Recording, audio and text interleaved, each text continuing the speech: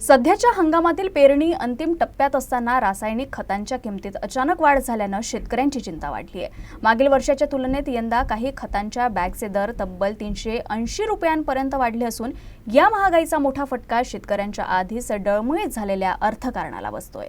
November महिन्यात रब्बी पेरणीला सुरुवात झाल्यानंतर शेतकऱ्यांना गहू, हरभरा व इतर पिकांसाठी बियाणे, खते आणि कीटनाशक यांचा पुरेसा साठा करावा लागतो। मात्र खतांच्या वाढलेल्या दरांमुळे हा साठा करणं शेतकऱ्यांसाठी मोठं आव्हान बनलंय।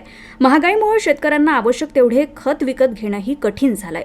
यंदाच्या खरीप हंगामात अतिवृष्टीमुळे सोयाबीन, कापूस आणि इतर पिकांचं मोठ्या प्रमाणात नुकसान झालं। उत्पन्नाचा मोठा स्रोत हातातून गेल्यानंतर शेतकरी आर्थिकदृष्ट्या कोलमडले आहे। अशात रब्बी हंगामाकडून आशा ठेवणाऱ्या शेतकऱ्यांना आता खतांच्या महागाईनं आणखी संकटात ढकललंय। सध्या रब्बीतील गहू व हरभरा पिकं जोमानं वाढत असली तरी त्यांच्या वाढीसाठी आवश्यक असलेली खतं शेतकऱ्यांना महागात पडत आहे। पिकांच्या उत्पादन खर्चात सातत्यानं वाढ होत आहे, परंतु शेतमालाच्या किमती मात्र स्थिर आहे। त्यामुळे उत्पादन खर्च आणि बाजारभावातील वाढती तफावत शेतकऱ्यांसमोर गंभीर पेच निर्माण करत आहे। खतांच्या वाढलेल्या दरांमुळे उत्पादन खर्च वाढल्यानं शेती व्यवसाय आणखी खर्चिक होत चाललाय।